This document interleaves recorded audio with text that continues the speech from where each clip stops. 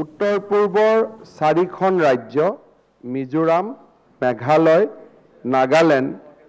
আৰু অৰুণাচলে সীমান্ত সম্পৰ্কৰ বিভিন্ন বিষয়ৰ ওপৰত তেওঁলোক সন্তুষ্ট নহয় বুলি বিভিন্ন মঞ্চত আমাৰ মাজত থকা সীমা নতুনকৈ নিৰ্ধাৰণৰ বাবে দাবী জনাই আহিছে। এই সম্পৰ্কে বিশেষকৈ নাগালেণ্ড আৰু অৰুণাচলৰ সীমা সম্পৰ্কে আমাৰ ৰাজ্যখনে কেইবাটাও পৰিঘটনা ইতিমধ্যে দেখিছিলে আৰু এটা সময়ত এই দুইটা বিবাদ অসম চৰকাৰে উচ্চতম ন্যায়ালয়ত মীমাংসাৰ বাবে লৈ যায়।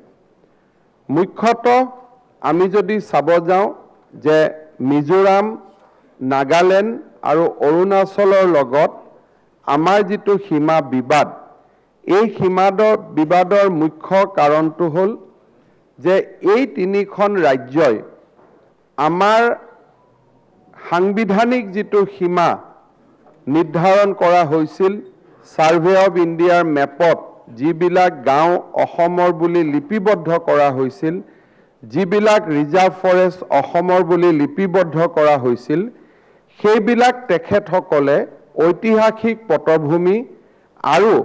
তেওঁলোকৰ বিভিন্ন সময়ত বিভিন্ন তেখেতসকলৰ ৰজা বা তেখেতসকলৰ প্ৰশাসনিক দিশত ব্ৰিটিছে তেওঁলোকৰ নামত অন্তৰ্ভুক্ত কৰি থৈ যোৱা বুলি দাবী কৰিছিলে। বিশেষকৈ ঐতিহাসিক পটভূমি আৰু কনষ্টিটিউশ্যনেল বাউণ্ডৰী, সাংবিধানিক সীমা, এই দুইটাৰ মাজতে দীৰ্ঘদিন ধৰি বিতৰ্ক হৈ আহিছে। সাংবিধানিক সীমা বুলি এই কাৰণে আমি কওঁ যে ভাৰতৰ সংবিধানে অনুচ্ছেদ 3ত কৈছে যে এখন ৰাজ্যৰ বা দুখন ৰাজ্যৰ মাজত সীমা নিৰ্ধাৰণৰ কৰ্তৃত্ব সংসদৰহে আছে। তাৰ পৰিপ্ৰেক্ষিতত আমাক যিটো সীমা দিয়া হৈছিল, যিহেতু ই সংবিধানৰ পৰা ডেভেলপ হৈছিল, সংবিধানে দিয়া অধিকাৰৰ ওপৰত আমাক সীমা এটা নিৰ্ধাৰণ কৰি দিয়া হৈছিল, তাৰ পৰিপ্ৰেক্ষিতত ইয়াক আমি সাংবিধানিক সীমা বুলি কওঁ। যি নহওক, অসম চৰকাৰে বিভিন্ন সময়ত নাগালেণ্ড আৰু অৰুণাচলৰ বিষয়টো উচ্চতম ন্যায়ালয়ত লৈ যায় আৰু টাইটেল ছুট দুইখন ৰাজ্যৰ মাজত আৰম্ভ হয়। নাগালেণ্ড আৰু অৰুণাচলৰ ক্ষেত্ৰত ইতিমধ্যে সাক্ষী আদি গ্ৰহণ কৰাৰ পৰ্যায় এটা আগতীয়া পৰ্যায়লৈকে গৈছে। ঠিক তেনেকৈ অৰুণাচলৰ লগতো বিবাদ উচ্চতম ন্যায়ালয়ত বৰ্তমান শুনানি হৈ আছে। মিজোৰাম আৰু অসম সীমান্তত আমাৰ উচ্চতম ন্যায়ালয়ত বিবাদ নাছিল বা আইন আৰু আদালততো এই বিবাদ আজিলৈকে অহা নাছিল। কিন্তু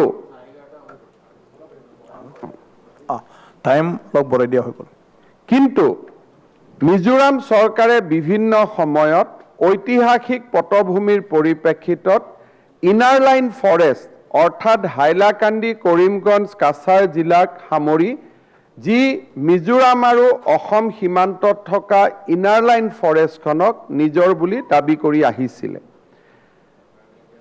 যোৱা বছৰ বিশেষকৈ কোভিডৰ সময়ত মিজোৰাম চৰকাৰে বিভিন্ন স্থানত কোভিড টেষ্টৰ কাৰণে কিছুমান চেকপোষ্ট পাতিছিলে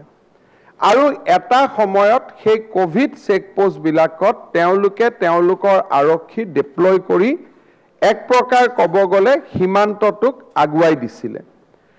ভাৰত চৰকাৰৰ লগত বিভিন্ন সময়ত অসম আৰু মিজোৰাম চৰকাৰৰ আলোচনা হৈছিলে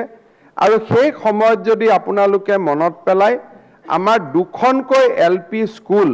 বোম মাৰি পেলাই সেই সময়ত উৰুৱাই দিয়াও হৈছিলে।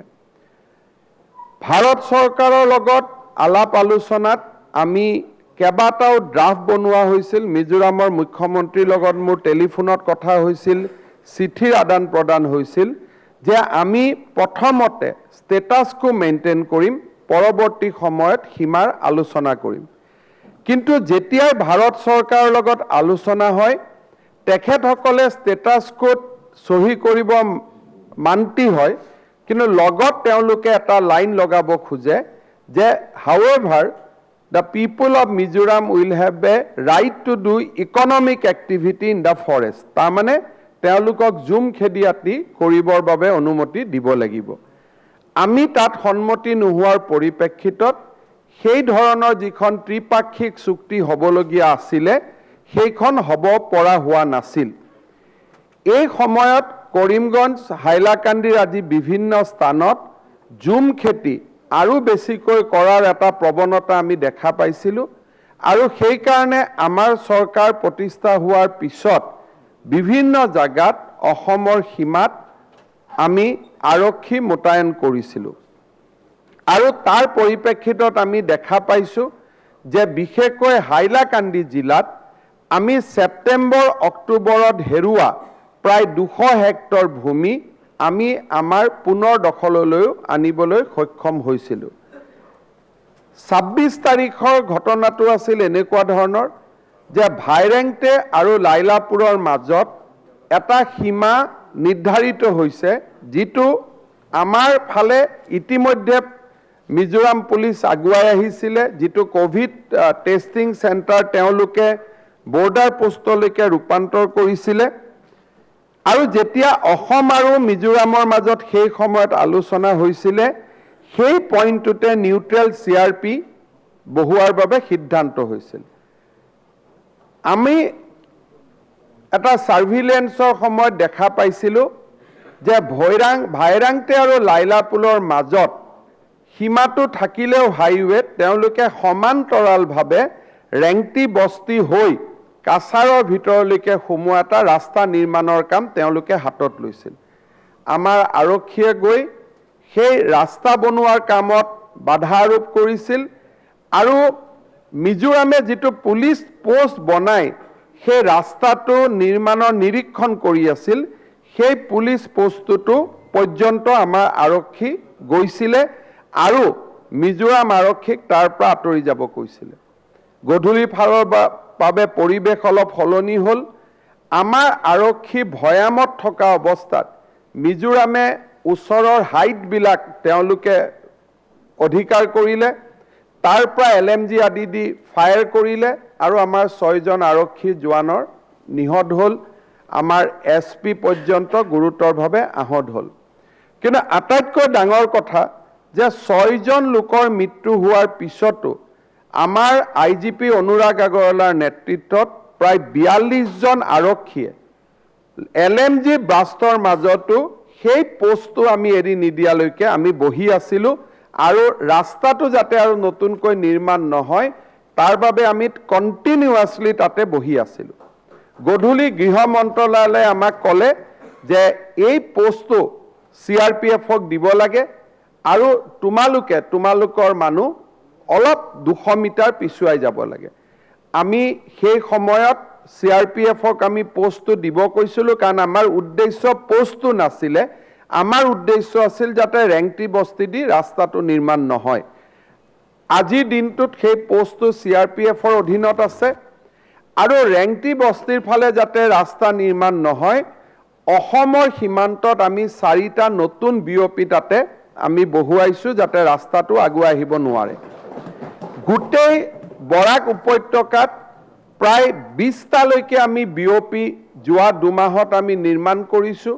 ফৰেষ্টৰ মাজেদি আগত ৰাস্তা ঘাট বনোৱাৰ অনুমতি নাছিল, আমি ৰাস্তা ঘাট বনাইছোঁ। য'ত মিজোৰাম পুলিচে 2খন প্ৰাথমিক বিদ্যালয় বোম মাৰি উৰাইছিলে, মিজোৰামৰ কোনো দুৰ্বৃত্তই পুলিচে নহয়, তাৰ ওচৰতো গৈ পেলাই আমি অলমোষ্ট আইবল টু আইবলত আমাৰ BOP আমি বহুৱাইছোঁ। অৰ্থাৎ যোৱা 2টা মাহত অসমৰ কোনো মাটি মিজোৰামৰ ফালৰ পৰা অধিকৃত কৰিব পৰা নাই, বৰঞ্চ 200 হেক্টৰ মাটি যোৱা বছৰ বা তাৰ আগত হেৰুৱা 200 হেক্টৰ মাটি আমি উভতাই ল'ব পাৰিছোঁ। ৰাইজে ইকনমিক ব্লকেট কৰিছিলে। আমি বিচাৰোঁ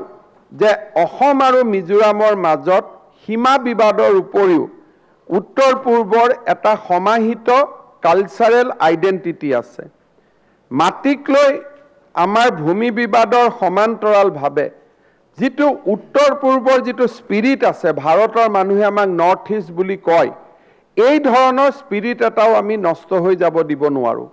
ভাৰতৰ গৃহমন্ত্ৰী ডাঙৰীয়াৰ তৎপৰতাত মিজোৰামৰ মুখ্যমন্ত্ৰীৰ লগত মোৰ হোৱা আলোচনাৰ পৰিপ্ৰেক্ষিতত মাননীয় মন্ত্ৰী অশোক সিংঘাল ডাঙৰীয়া আৰু অতুল বৰাই মিজোৰামলৈকে যায় আৰু মিজোৰাম চৰকাৰৰ লগত আমি এটা যুটীয়া বিবৃতি দিওঁ যে এতিয়াৰ পৰা কোনো আৰক্ষীৰ ফ্ৰেজ ডিপ্লয়মেন্ট নহব আৰু প্ৰথমবাৰৰ বাবে সীমান্তত CRPFৰ যিটো ভূমিকা নিউট্ৰেল ফোৰ্সৰ যিটো ৰোল সেই ৰোলটোক আমি ৰিকগনাইজ কৰোঁ আৰু নিউট্ৰেল ফোৰ্স অকল চকীখনত বহি নাথাকি তেওঁলোকে সীমান্তত সম্পূৰ্ণ পহৰা দিব পাৰিব সেই ধৰণে আমাৰ এখন বুজাবুজিৰ চুক্তিৰ ভিত্তিত আমি জইণ্ট ষ্টেটমেন্ট ইস্যু কৰোঁ জইণ্ট ষ্টেটমেন্টৰ পৰিপ্ৰেক্ষিতত ৰাইজৰ বৰাক উপত্যকাৰ দলমত নিৰ্বিশেষে প্ৰতিগৰাকী বিধায়কৰ লগত মই আলোচনা কৰোঁ আৰু সকলোৰ প্ৰতি অনুৰোধ জনাই বিধায়কসকলৰ পৰা মতামত লোৱাৰ পিছত অৱশ্যে কমলাক্ষদেৱ পুৰকায়স্থ সভাখনত উপস্থিত নাছিলে নিছে কিন্তু বাকীসকল আছিলে সকলোৰে লগত হোৱা যৌথ সিদ্ধান্ত অনুসৰি সকলোৱে ৰাইজক বুজাই ইকনমিক ব্লকেট উঠে আৰু তাত বৰ্তমান পৰিবেশটো স্বাভাৱিক হৈছে কেইটামান প্ৰশ্ন অমীমাংসিত হৈ আছে গুৱাহাটী উচ্চ ন্যায়ালয়ত এই বিষয়ে পিআইএল আদিও হৈছে যে যেতিয়া অসম আৰু মিজোৰাম আৰক্ষীৰ মাজত সংঘৰ্ষ হৈছিল সেই সময়ত বহুত বেছি সিভিলিয়ানকো সেই সংঘৰ্ষস্থলীত দেখা গৈছিল কিছুমান সিভিলিয়ানৰ হাতত যিটো আৰ্মছ থকাৰ ফটো বা ভিডিঅ' সেই সময়ত সামাজিক মাধ্যমত উপলব্ধ হৈ আছিল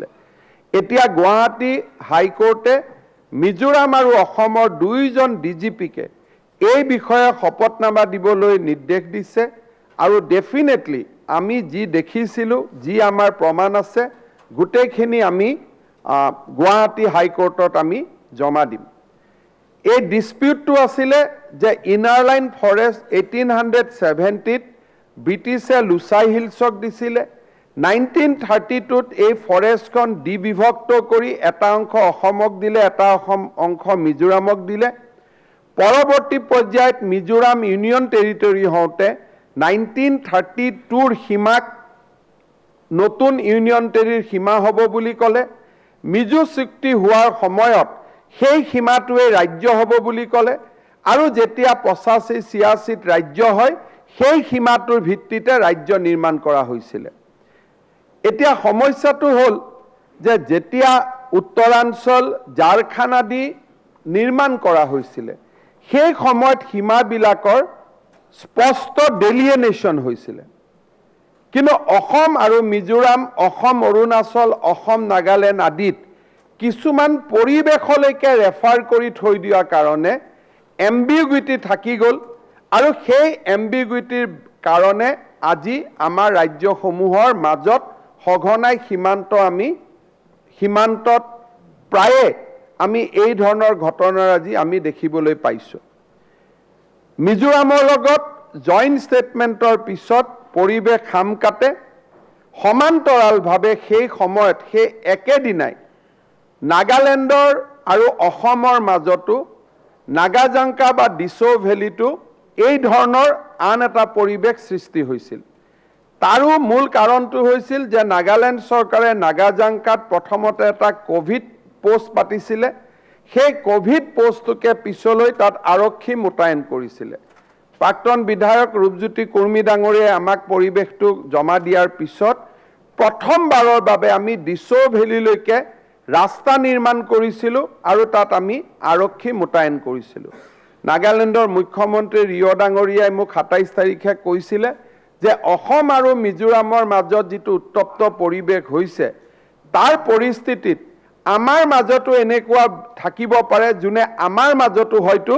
এটা সংঘৰ্ষৰ বাতাবৰণ সৃষ্টি কৰিব পাৰে আৰু সেই সময়ত যদি মিজোৰাম নাগালেণ্ড মেঘালয় সবৰ লগত সংঘৰ্ষ হ'লহেঁতেন আমি ডেফিনেটলি আমি বহুত লছ কৰিবলগীয়া হ'লহেঁতেন কাৰণ সেই ধৰণে মেনেজ কৰাৰ পৰিবেশো নাথাকিছিল নাগালেণ্ডৰ মুখ্যমন্ত্ৰীৰ তৎপৰতাত অসমৰ মুখ্য সচিবক মই কোহিমালৈকে পঠাওঁ, ডিমাপুৰলৈকে। তাত আমি এটা সিদ্ধান্ত লওঁ যে দুইটা আৰক্ষীয়ে দুইটা জাগাৰ পৰা ওলাই আহিব, স্যাটেলাইটৰ জৰিয়তে আমি আৰু ড্ৰোনৰ জৰিয়তে আমি মাটিখিনি চাই থাকিম, যাতে কোনো পক্ষই তাত আগ্ৰাসী ভূমিকা ল'ব নোৱাৰে। এতিয়া আমি পিৰিয়ডিকেলি তাত আমি ড্ৰোন উৰুৱাওঁ বা আমি ড্ৰোন উৰুৱাৰ বাবে সেই MOU-খনে আমাক অধিকাৰ দিছে, আৰু ড্ৰোনৰ ভিত্তিত আমি দেখা পাম যে নতুন কিবা সেটেলমেন্ট হৈছে নেকি, আৰু যদি নতুন সেটেলমেন্ট হৈছে তাক আমি টেক আপ কৰিব পাৰিম। মিজোৰামৰ আৰক্ষীৰ এই ঘটনাত যিসকল নিহত হ'ল তেওঁলোকক আমি 50 লাখ টকাকৈ সাহায্য দিওঁ, পৰিয়ালটোক একোটাকৈ চাকৰি দিয়া হ'ব বুলি চৰকাৰী ঘোষণা কৰা হয়,